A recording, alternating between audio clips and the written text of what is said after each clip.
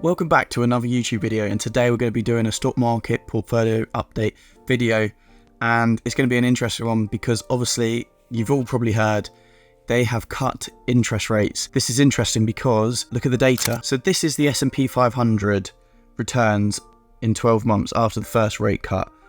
So as you can see from the since 1929 up until 2019, so there's a lot of data here to see how the stock market performs after a rate cut for the first rate cut, and the performance is really good.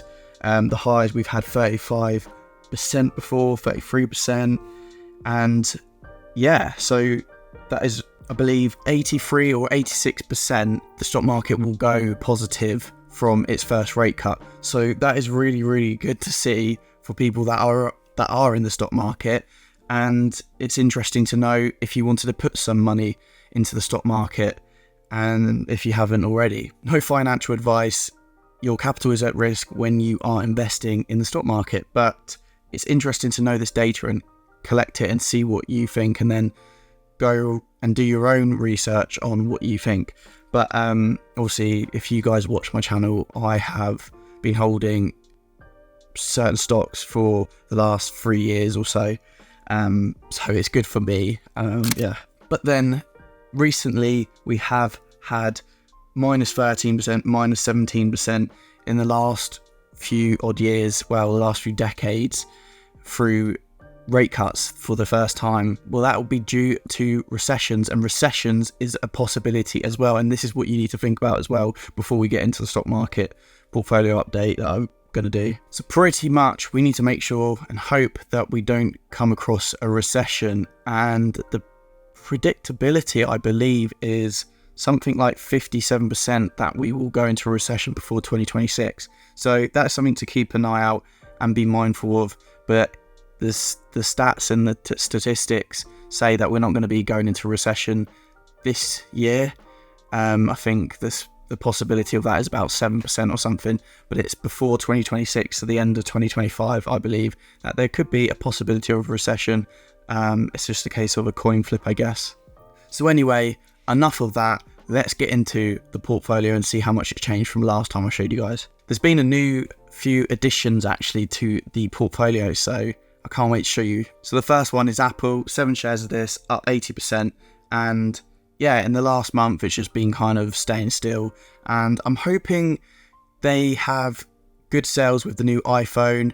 Personally, I'm not going to buy this one. I think I'm going to buy the next one that comes out. So I reckon the one that will do the numbers will be the one that comes out next, not this one, because the artificial intelligence that Apple were doing, I forgot off the top of my head what it's called. Apple Intelligence, I think it's called. It looks really good. It looks clever. It's just insane what it can do. But is it enough for me to buy a phone when at the moment you have got ChatGPT, which I think they have partnered up with Apple for this type of technology, but I don't know if I need that right now. Whereas you've got other softwares that you can use for now and just save yourself some money and not buy a phone. So is there much point? 120 frames per second, filming at 4K is pretty cool though. For someone who's actually does videography for a living, I guess that's a pretty cool feature. But I don't know, I'm not sure about, I don't know if it's enough for people to just get really excited and have to buy the new iPhone. I think it'll be the next evolution, the next iPhone that comes out. And if you look at the last 10 odd phones that's been out, they look pretty much the exact same.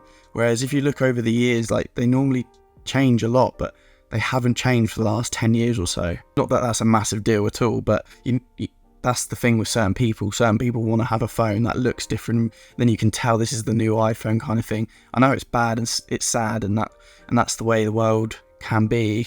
But yeah, it's just interesting that they haven't changed the style. They've probably just moved the cameras around. Anyway, so the next one is JD.com stock, and yeah, 30 shares I've got of this. I was going to buy more of this.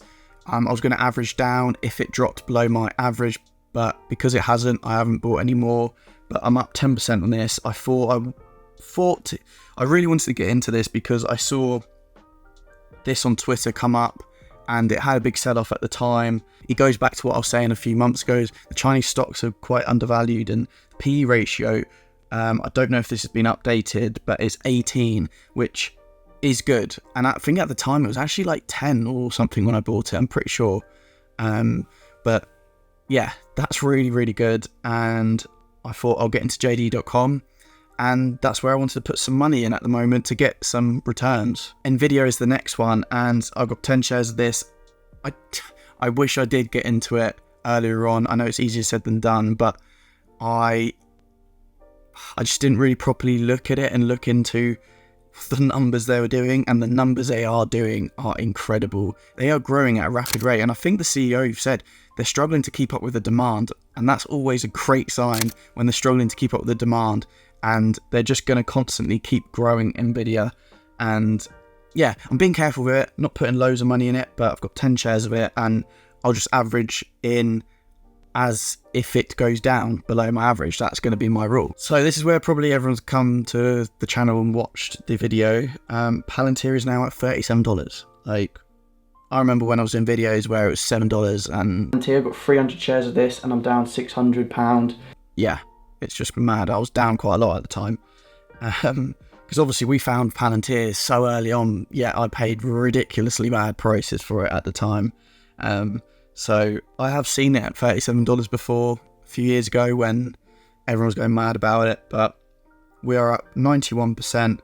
I'm glad I stuck with my guns because I did believe in the company. Palantir, hence why I've got the amount I've got in Palantir, is because I believe in it. Like, the research I've done into it and what this company is going to do in the future is incredible and pretty scary. The numbers it's going to start producing, and people are starting to catch up on and see what Palantir and the potential it's got. So I'm happy with that. My average is $19. PayPal, nice to see PayPal growing. I've got 119 shares of this, 31%. A few months ago, I obviously said I wanted to get into PayPal because I believed it was undervalued, and it was, well, undervalued, so I wanted to put some money into it, and that's what I did, and we're up 31%. Still not at the price target I want it to be at before selling, but yeah, PayPal, nice returns so far on that.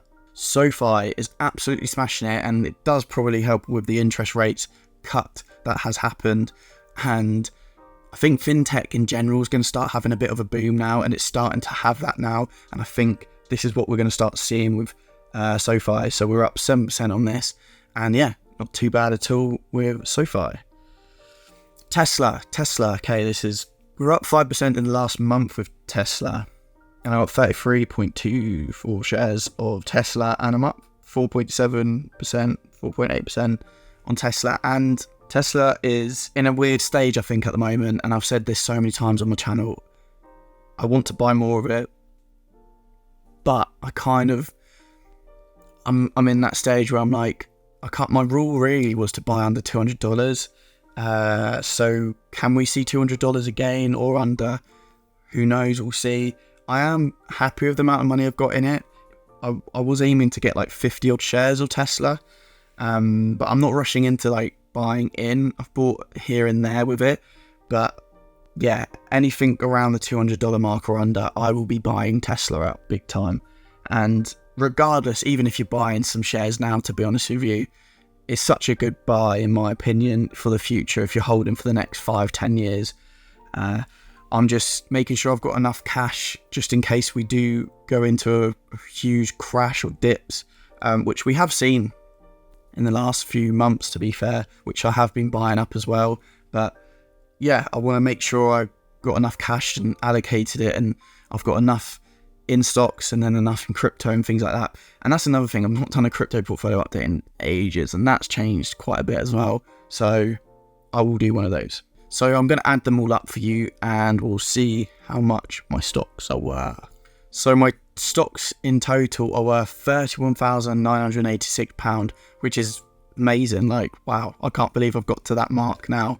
And don't get me wrong, Palantir's gone up loads, and I do expect a big pullback soon. So yeah, but I will probably be buying more Palantir if it gets to $25, $26. But I don't know if it will or not. Or don't know what I said there. But if you enjoyed this video, please hit that like button, subscribe if you're new, and I'll see you guys in the next one.